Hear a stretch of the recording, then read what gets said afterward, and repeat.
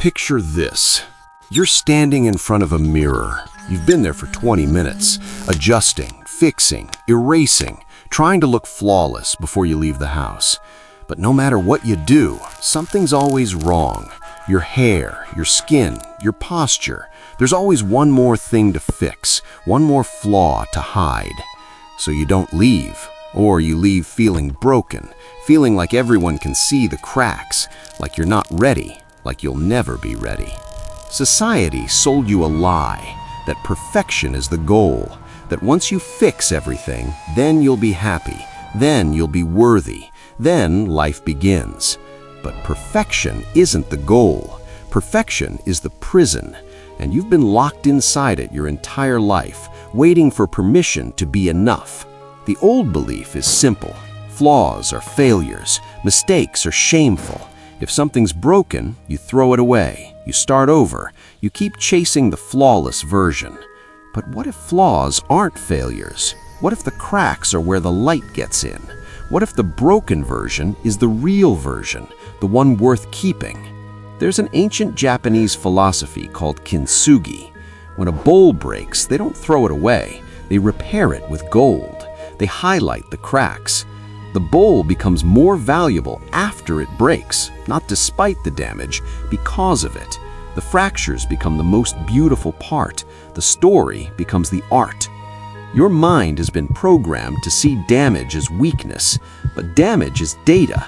It's proof you've lived, proof you've risked, proof you're real. Let me show you why incompleteness is not your enemy, why the unfinished version of you is the only version worth showing, why perfection is the real flaw. First insight, the perfection paradox.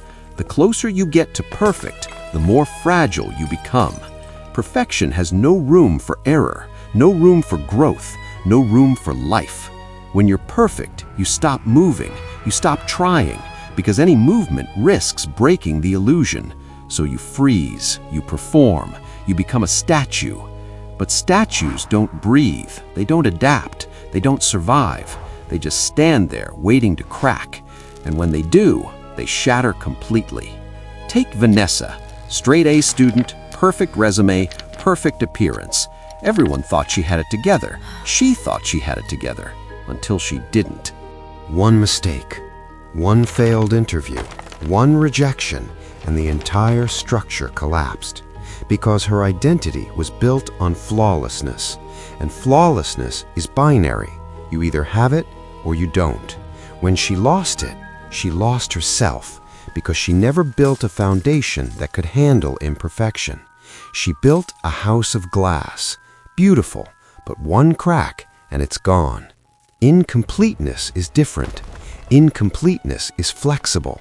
It bends, it absorbs impact, it expects mistakes. It doesn't collapse when things go wrong. It adjusts. When you accept that you're unfinished, you stop defending an image. You start building a structure that can handle storms, handle criticism, handle failure. The paradox is this: the more you try to be perfect, the weaker you become. The more you accept incompleteness, the stronger you get. Flexibility beats rigidity every time. Second insight, attraction through asymmetry. Humans are wired to be attracted to imperfection, not despite it, because of it. Perfect faces are forgettable. Unique faces are memorable. Studies show that people remember asymmetrical faces longer. They find them more interesting, more trustworthy, more real. Because symmetry feels artificial, like a mask. When you meet someone who's too polished, your brain flags it. Something's off. They're hiding something. They're performing. You can't connect with a performance. But when someone shows a flaw, your brain relaxes. You see humanity. You see vulnerability. You see someone safe enough to be real. That's magnetic.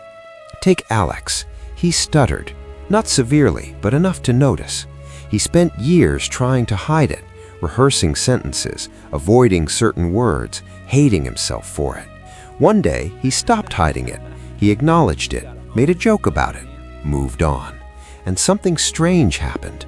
People liked him more. not less, more. Because the stutter made him human. It made him accessible. It gave people permission to be imperfect around him. He became the person others felt safe with. Perfection creates distance. It intimidates. It isolates. Imperfection creates connection. It invites. It says, I'm like you.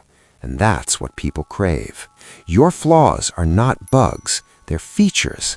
They're the quirks that make you recognizable, the details that make you irreplaceable, the cracks that let people in. Third insight, the myth of ready. You've been waiting to be ready. Ready to start the business. Ready to have the relationship. Ready to show your work. But ready is a lie. Ready is a gate that never opens, because your brain will always find one more thing to fix before you're allowed to begin. The truth is, you'll never feel ready, because readiness isn't a feeling, it's a decision. You decide to move, and then you become ready through movement. Think about it. Every expert was once a beginner. Every master was once embarrassed by their early work. But they didn't wait until it was perfect. They started ugly. Take Maya. She wanted to be a writer. Spent 5 years preparing, reading books, taking courses, perfecting her craft in private, never publishing a word. Then she met someone who'd published 10 novels. She asked him how he got so good. He said, I wrote 10 bad novels first. You can't edit a blank page. Maya realized she'd been hiding, calling it preparation, but it was fear. Fear of being judged, fear of being seen as incomplete, fear of the unfinished version. So she published her messy first draft. It wasn't great, people criticized it, but she learned more from that one piece than 5 years of studying in silence. Because feedback only comes when you ship. Growth only happens when you risk. Mastery only arrives after you've embarrassed yourself publicly 100 times. The unfinished version is the only version that moves. The perfect version stays in your head forever. Stagnant, safe, invisible. Which one do you want to be? Fourth insight. Wabi-Sabi, the Japanese aesthetic philosophy. It teaches that beauty exists in impermanence, imperfection, and incompleteness. Not in spite of these, because of them. A weathered wooden table, a cracked teacup, a fading photograph. These objects hold more beauty than pristine, untouched things, because they carry time, they carry story. Your life is the same. The scars, the mistakes, the rough edges, they're not flaws to hide. They're proof you've lived, proof you've tried, proof you're not a factory product. Western culture teaches you to chase the new, the flawless, the untouched. Eastern philosophy teaches you to honor the worn, the aged, the lived in. Which version feels more real? The person with the curated Instagram life, or the person with visible struggle? The one you can't relate to, or the one you recognize? Your imperfections are your authenticity. When you try to erase them, you erase yourself.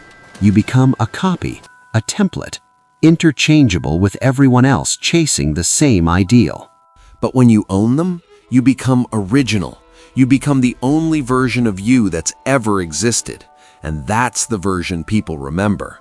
That's the version that matters. Fifth insight, the perfectionism trap. Perfectionism isn't about excellence. It's about control. It's about fear. Fear of judgment, fear of rejection, fear of being exposed as not enough. Perfectionists don't have high standards, they have impossible standards. Standards designed to fail, because if the standard is impossible, you never have to risk actually trying. You stay in preparation mode forever.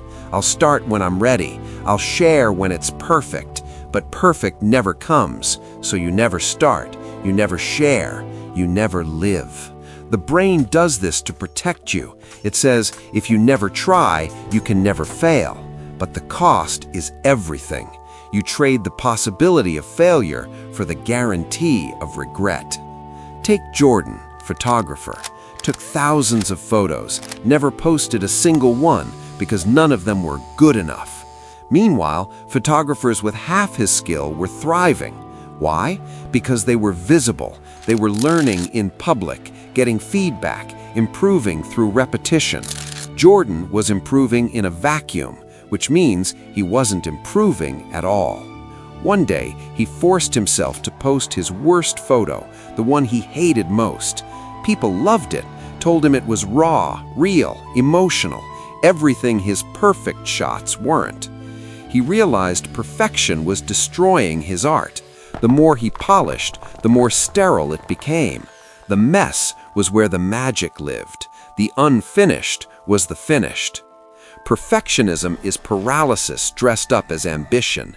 It's fear dressed up as standards. It's self-sabotage dressed up as self-improvement. And it's costing you your life. Now let's talk about the emotions. Maybe you're feeling this right now. The weight of never being enough. The exhaustion of constant performance. The loneliness of hiding.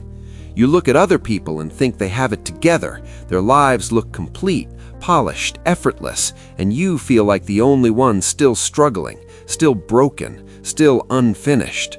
But here's what you don't see. They're performing too. Everyone is. The person you think is perfect is also standing in front of a mirror trying to fix one more thing before they're allowed to exist. The difference is, some people learn to stop. They learn that the performance costs more than it's worth, that authenticity is lighter than perfection, that being real is easier than being flawless. You've been carrying the weight of an impossible standard, a standard that no one meets, not the people you admire, not the people you envy, no one, because it doesn't exist. What if you put it down? What if you stopped trying to fix yourself and started living as yourself? What if the version you've been hiding is the version people actually want? This is the shift from performing to existing, from waiting to moving, from perfection to presence. You stop asking, "Am I ready?" and start asking, "Am I real?" Because real is rare, real is valuable, real is the only thing that connects, and connection is the only thing that matters. Not your resume, not your appearance, your realness. The Japanese have another concept, mono no aware, the bittersweet awareness of impermanence, the understanding that things are beautiful because they don't last, because they change, because they end. Your youth will fade, your body will age, your achievements will be forgotten, and that's not tragic, that's the point. Impermanence is what makes this moment matter. If you were perfect, you'd have nothing to strive for. If you were finished, you'd have nothing to discover. If you were flawless, you'd have no story to tell. Your incompleteness is your aliveness. It's proof you're still growing, still changing, still becoming. And becoming is more beautiful than being. Process is more beautiful than product. So here's the final truth. You'll never be perfect. And that's the best news you'll ever hear. Because perfect is boring. Perfect is stagnant. Perfect is a dead end. But unfinished? Unfinished is potential. Unfinished is promise. Unfinished is a story that hasn't ended yet. So stay unfinished. Stay open. Stay real. Because the beauty isn't in the result. It's in the becoming.